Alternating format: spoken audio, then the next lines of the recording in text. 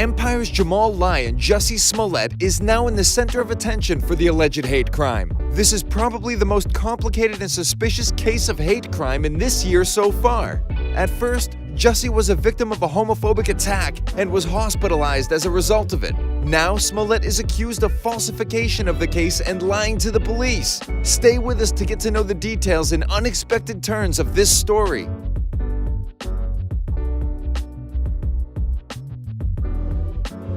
All fans, friends, and media were showing their support when Jussie Smollett was hospitalized due to the attack on January 29th. But it's amazing how fast things can turn against you nowadays.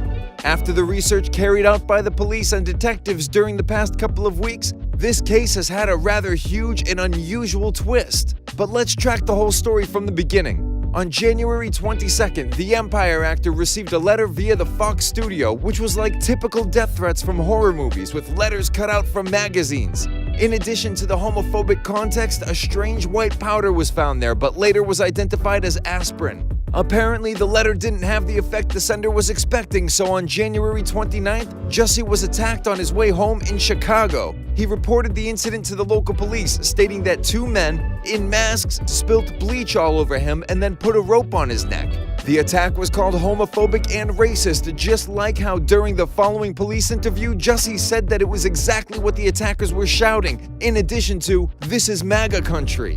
It should be noted that the police were doing a good job, as the next day the pictures of two suspects were already posted on Twitter. But the following day, people started suspecting Jussie because it appeared that he wasn't hurrying to call the police after the attack. Like all victims of crimes, Chicago police received the actor's call only half an hour after the incident. The next few weeks, Smollett was fulfilling his duties as an honest citizen, actively cooperating with the police, like voluntarily sharing his phone records and giving the interviews. All the evidence led to the arrest of the Osundaro brothers, Ola and Abel, on February 13th, who became the main suspects in this case.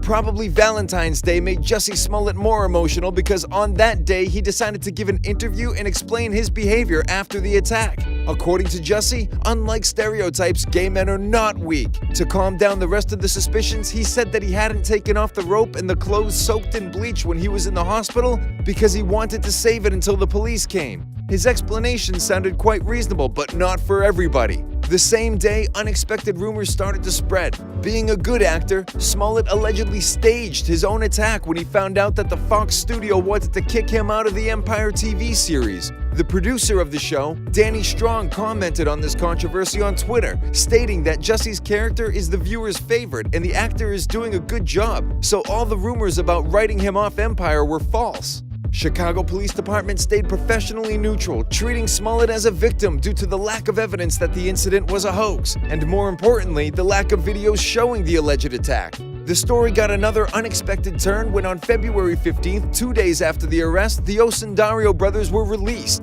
Later, they agreed to cooperate during the investigation after the police found some records of the brothers buying the rope that was found on Smollett, along with a magazine from Osundario's home claimed to be connected with the letter. Undeniable evidence, you say, but the lawyers of both sides continue to fight over the allegations, trying to prove the innocence of their clients. It was previously stated that Jussie Smollett's case would be presented before the grand jury, though it was unclear who would be the victim in that story. But the trial was delayed and the police were looking for more evidence. Now it seems like Smollett deserves to be named the Great Actor of the Year, as he might have actually staged his own attack.